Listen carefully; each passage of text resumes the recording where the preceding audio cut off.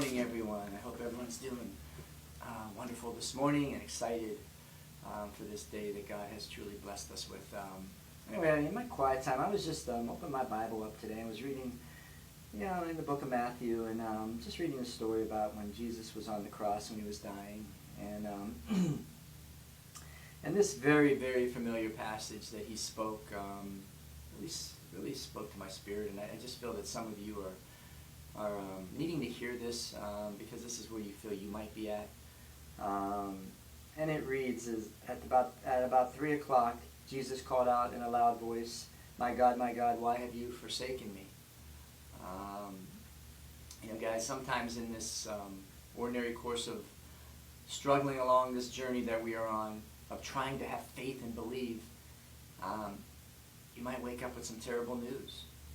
Maybe you're sitting on a pile of receipts and papers that show a zero balance in your account, or lying in a hospital bed with a terrible report from the doctor, or standing next to a grave of a loved one, or where you just find yourself completely alone.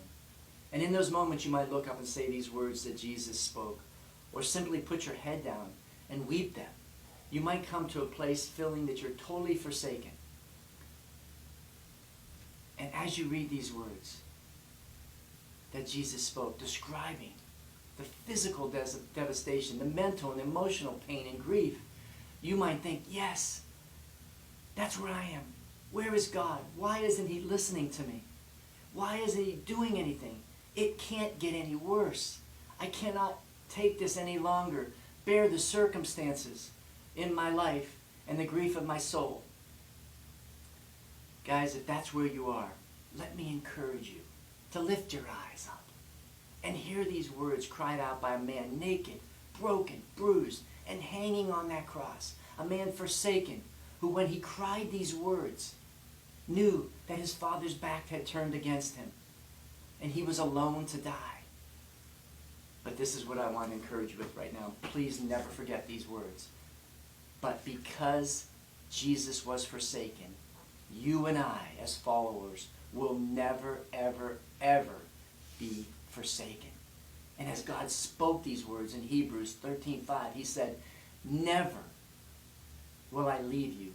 Never will I forsake you. So guys, I just really felt the need to encourage you with some of that, because maybe some of you are feeling that right now, forsaken, all alone. But remember that because of what Jesus did on that cross, and because he was forsaken, you and I will never be forsaken. So again, I hope this encouraged you like it does me, and hope you guys have an awesome day, and know that I love you guys and I'm praying for you.